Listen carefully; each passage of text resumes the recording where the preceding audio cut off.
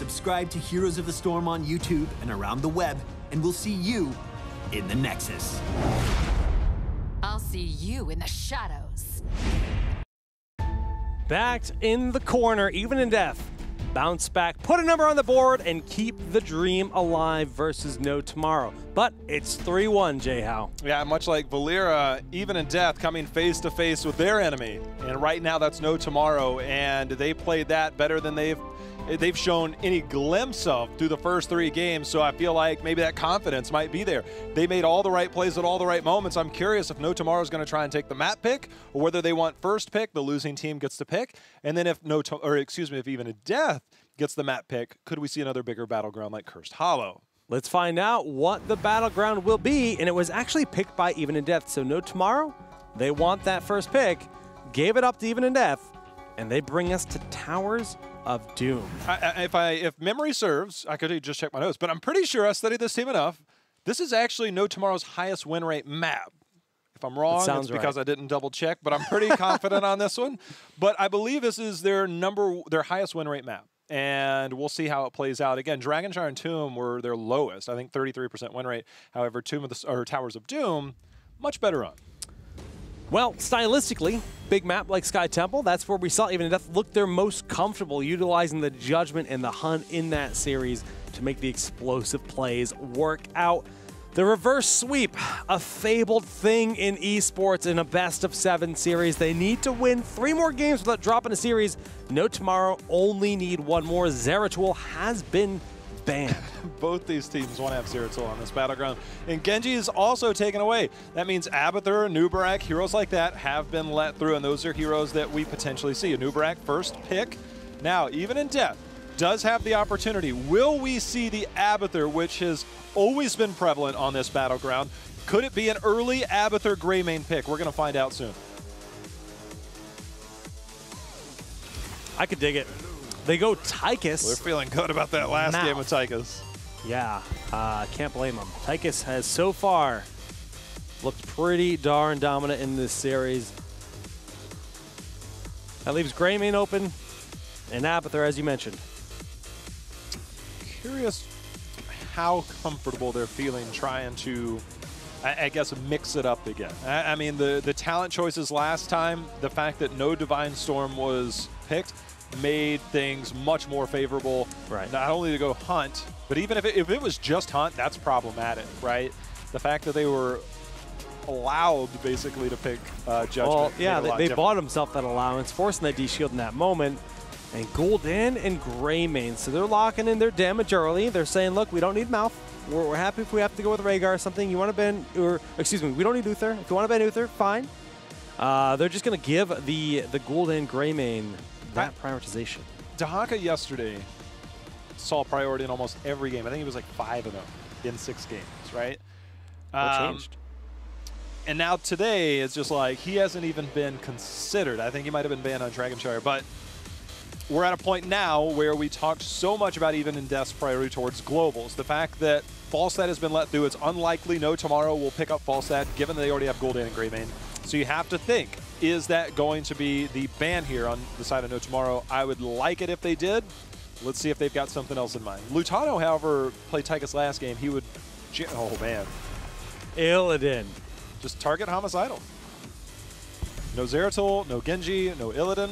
Leoric, though, is his fallback option on this battleground, which is a thing for them. Yep.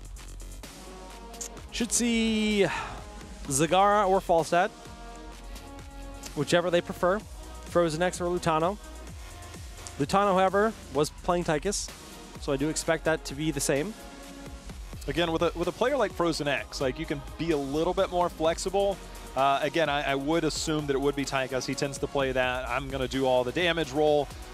They did have some backup options. Again, Homicidal comes into mind. Leoric, Dahaka, really the only 2 options that we generally see behind the whole Zeratul. There's they go with the Falstad. Okay, so okay. Homicidal, what will he pick in that last slot?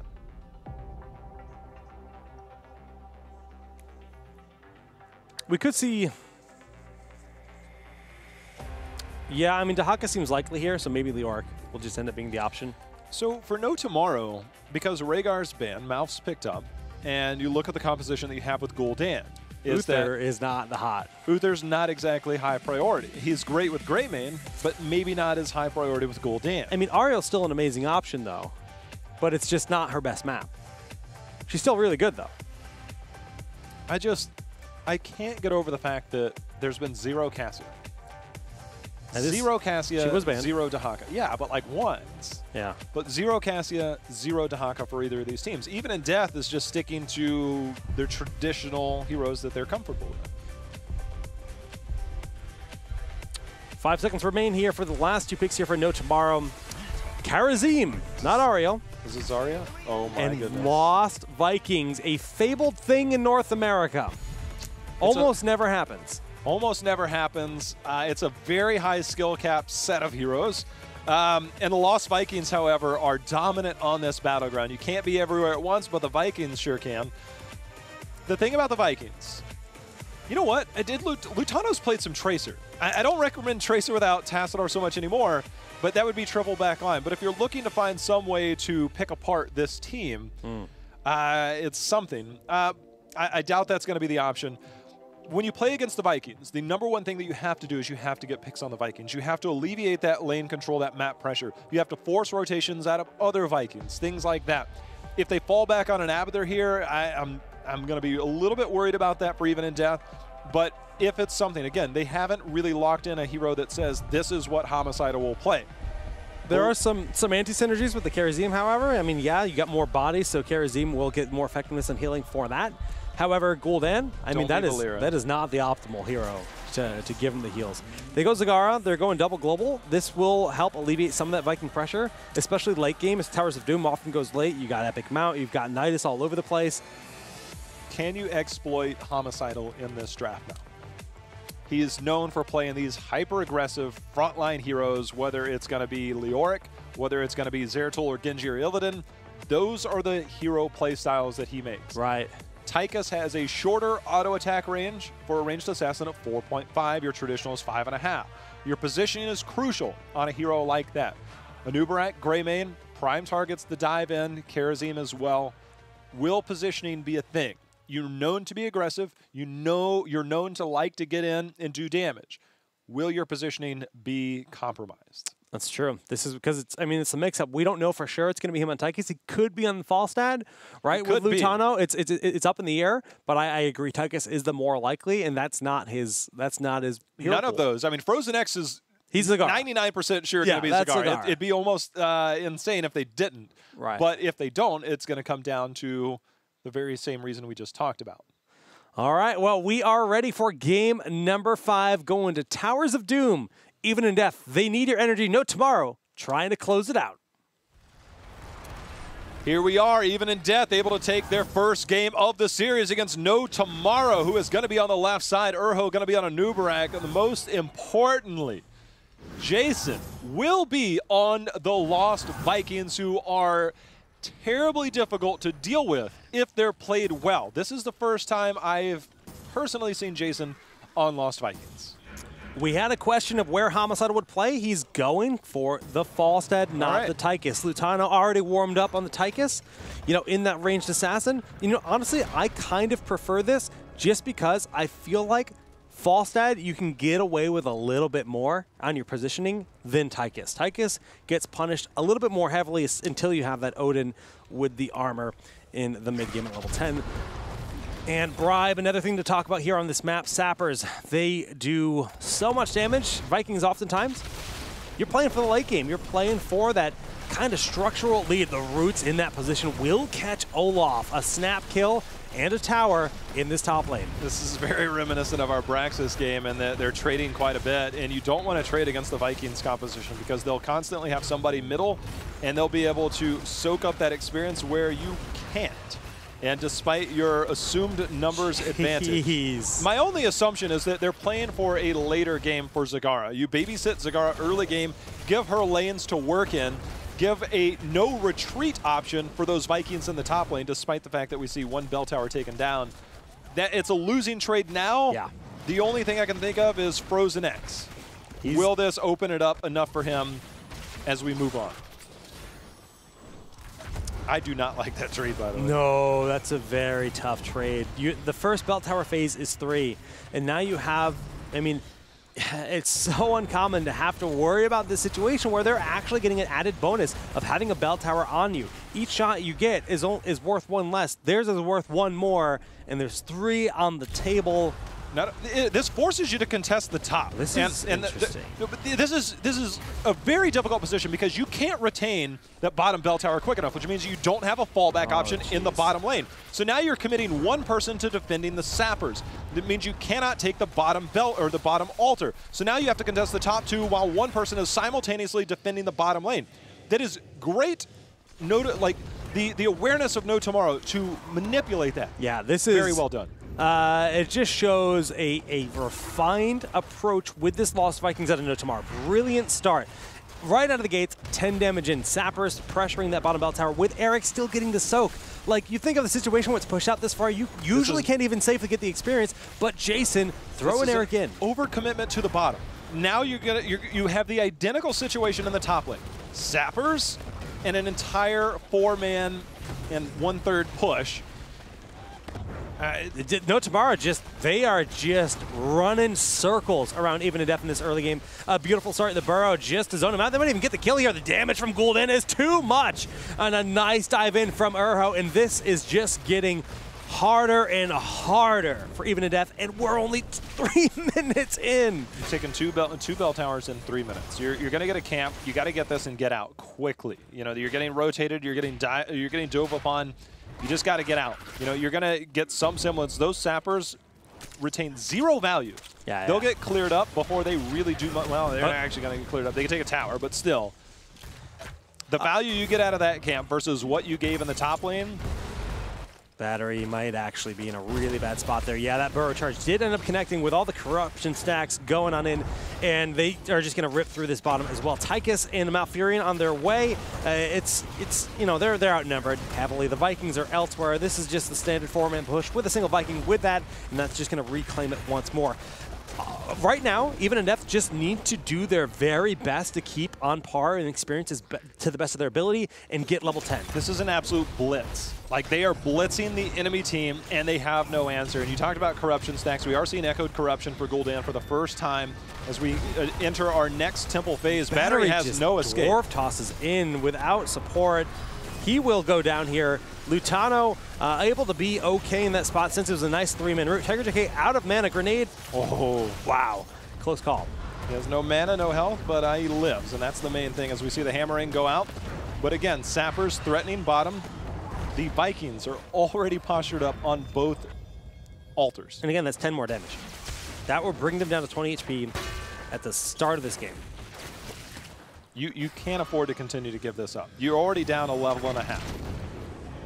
All right, Vikings playing safe, back up away from this right side tower, which will go in 3 damage on the board once more. 34 to 24, so a 10 HP lead after the second phase. This wall essentially gets them almost 10. Battery trees? Diving in onto trees. Oh, he does get the kill. That's a huge win right there. Yep.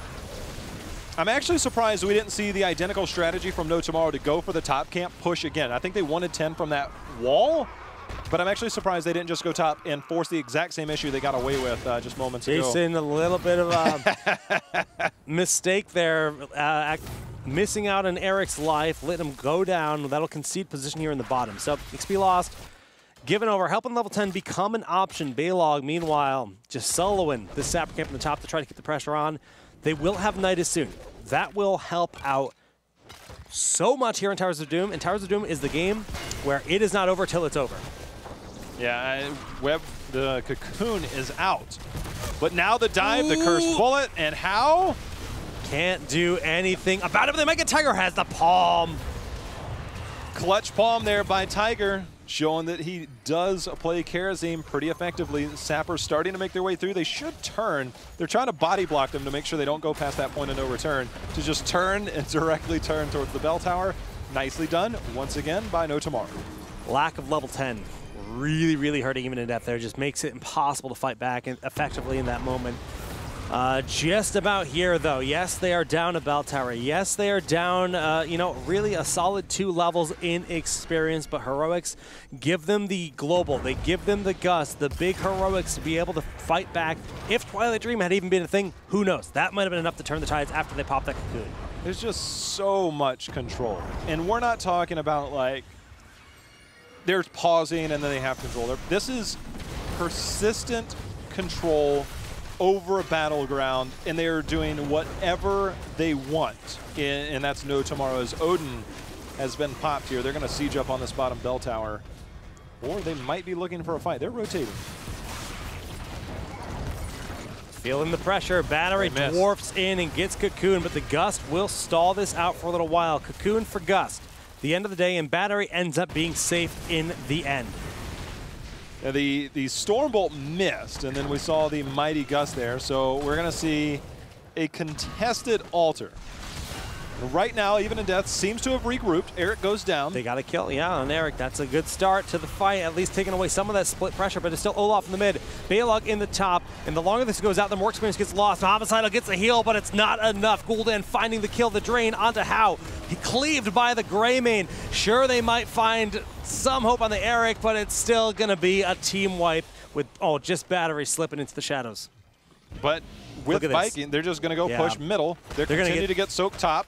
This is going to be 6 shots going over, and I'm wondering, will they try and rotate top? Will they try and get boss? This is one of those moments where it's very appealing to get boss. It's not a bad thing to get boss. I would much rather them see go to the top, get the top camp, and push in.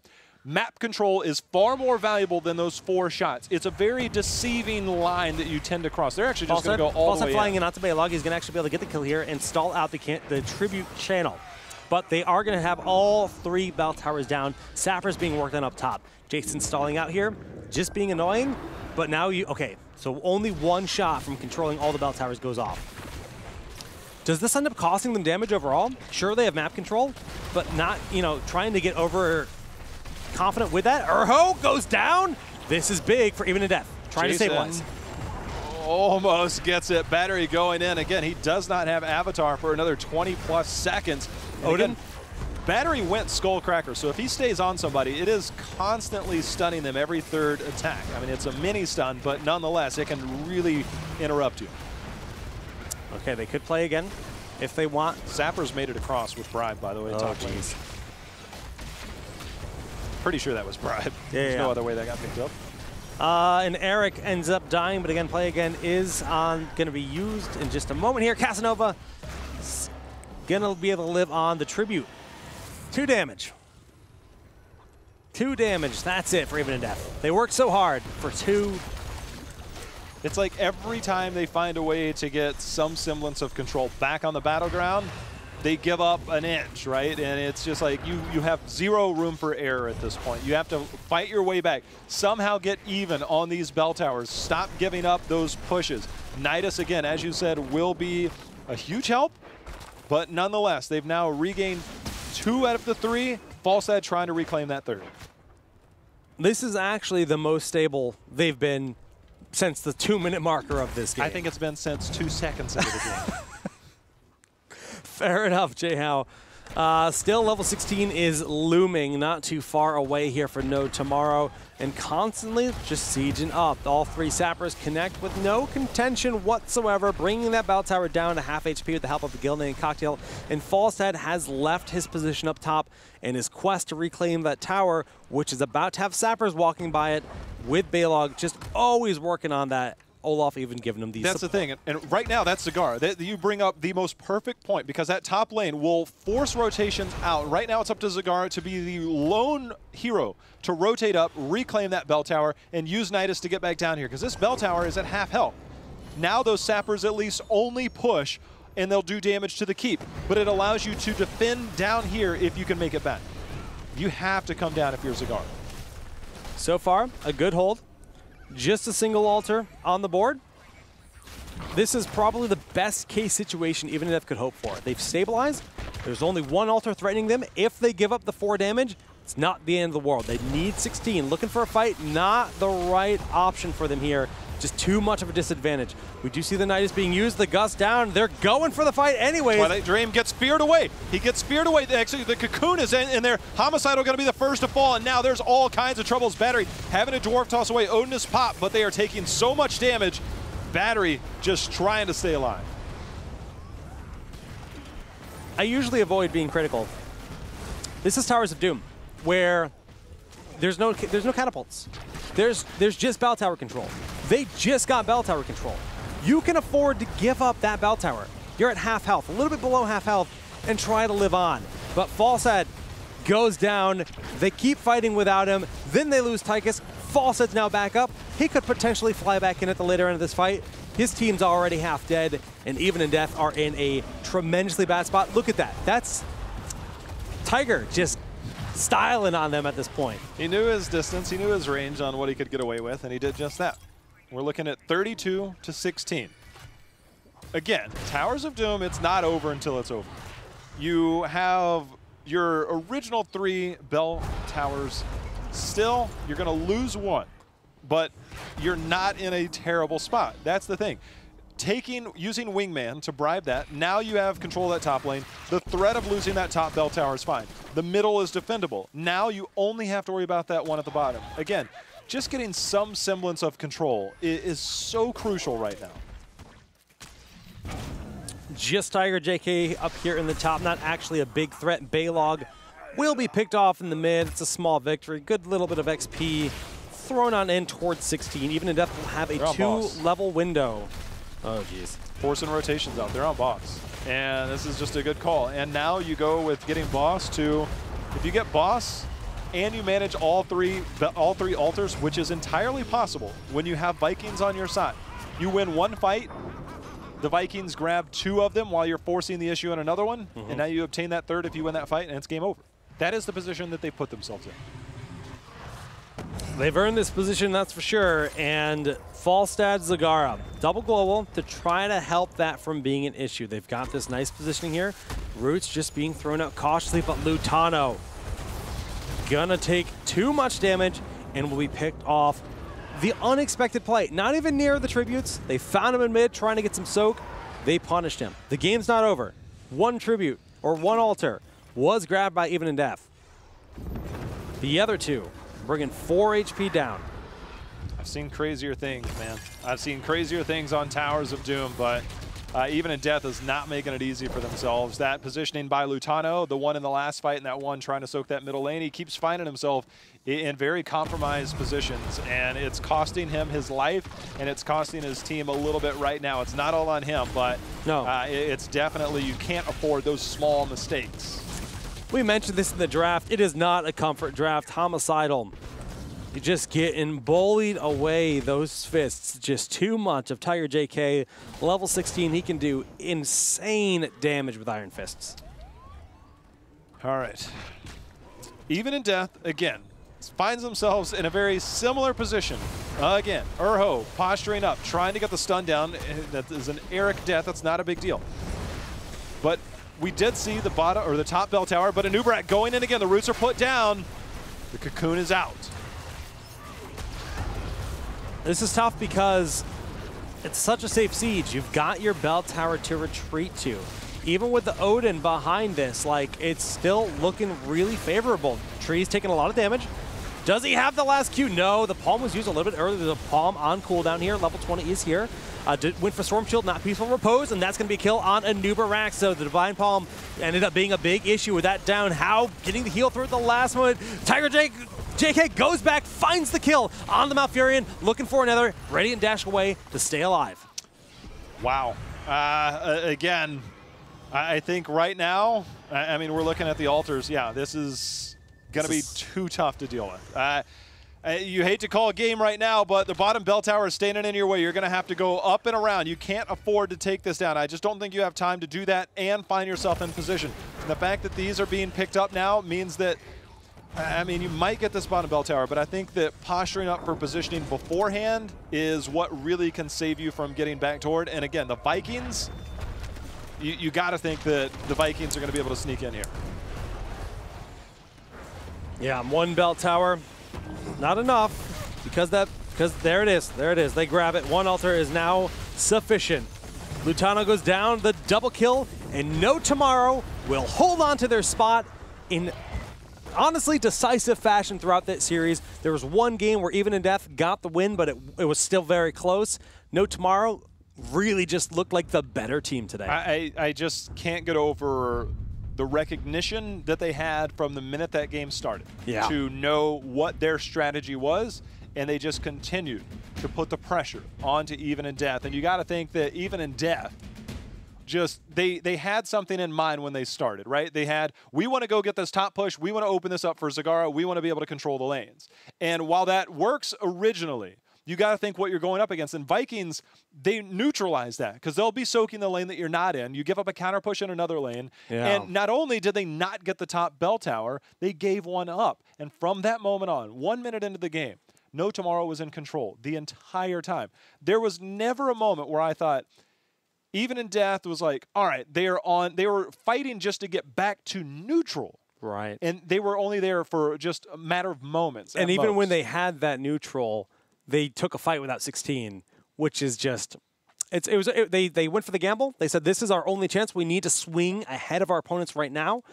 Didn't work out, and No Tomorrow held steady. They held strong, and they took the win. So great drafts by them. Great, they said, look, we're against a team that likes to play their globals, and they just out-globaled. They did out-global them. That's the thing, is that coming in, Even in Death said that we rely heavily on globals, and they barely prioritized them when it seemed it mattered most. I mean, we saw a lot of small battlegrounds early, so they were less prioritized, but at the same time, Dragonshire, they didn't really have much. When it came time to Braxis, they went with Falstad, which, but it's like these early trades. They did it in 2 games. 2 out of the 4 games, they traded lanes. Both times, you'd think you would learn from the first time, like, we better know what the counter is. And they did not seem to comprehend what the counter pressure would be. They were one track, so focused on what they wanted to do that it ended up costing them. And No Tomorrow had the perfect answer in both games. That's the thing. It wasn't just once. It was twice that they made the same decision and were punished. Heavily punished. And you gotta question your strategies when you do that. Yeah. Well, super well played. We actually have Mr. Talking Trees himself on the phone. Talking Trees, what's up, man? Almost. Thought we had him. We're getting him. Debated. Like, I see nothing out of the corner of my eye. There's no Talking Trees. It's all good. So, yeah, I mean, just looking back on the series, looking back on this entire event so far, North America shows they've got some potential, taking games off these pro teams. Little bit of work to do there in the open division still. Whereas you look at Europe, new blood rising from below, challenging all the top teams. And I'm curious what the big guys like Dignitas and Fnatic think of these new teams. Are they worried to have new competition? Are they not a threat? I mean, you look at both Zealots and TGG. I'm so excited to see the mix-up happening there in Europe. The interesting thing was the response that got on Twitter from the professionals in Europe and from most people, but the professionals in Europe, it seemed like they were rooting for some of these guys who've been around in the pro scene to come back and reclaim their spot. I don't think BKB in his interview said he wanted to be top 3. That's pushing it. All right, it's good to have dreams, right? I'm all for that. I mean, 3 spots from Europe go to the next Western Clash in a few months, but getting to that level of, say, where Team Expert is, to where like you're on the cusp, I think would be probably ambitious alone, but I'm excited to see it play out. Jay, I see a gorgeous face behind you. Talking Trees here on the phone with us. What is up? Congratulations. Thanks a lot. All right, we got potato cam quality, but we've got your beautiful soul with us. It's fantastic. I mean, going through that series, naturally, you guys were feeling confident based on your interviews. Did you think that Even in Death posed a big threat for you? You see, when they won the Open, and we were a little bit confused on why they picked us because we're technically better. Higher seed? Yeah. We were a little bit confused, and we said, you know what? It doesn't matter, honestly, who picks us. We're just going to gun through it and just get back in. All right, so obviously the competitive experience on the side of Naventic probably is a little bit more, I guess, well-known than you guys. That's kind of the decision that I see. But when we talk about that, we talk about the fact that you have 2X teammates on that team in Frozen X and Battery. Now, knowing a little bit about them, seeing them in the Open Division, did you study them before the playoffs in Open Division? Did you rely on your experiences with them in the past? What was the mindset when they did pick you, and where did that whole train of thought, knowing what you needed to do, start? Again, like I said, I'm a little bit confused on why they did, because maybe they thought that like I was like the drafter, shot caller, but it's like we kind of have everyone like integrated in shot calling and drafting.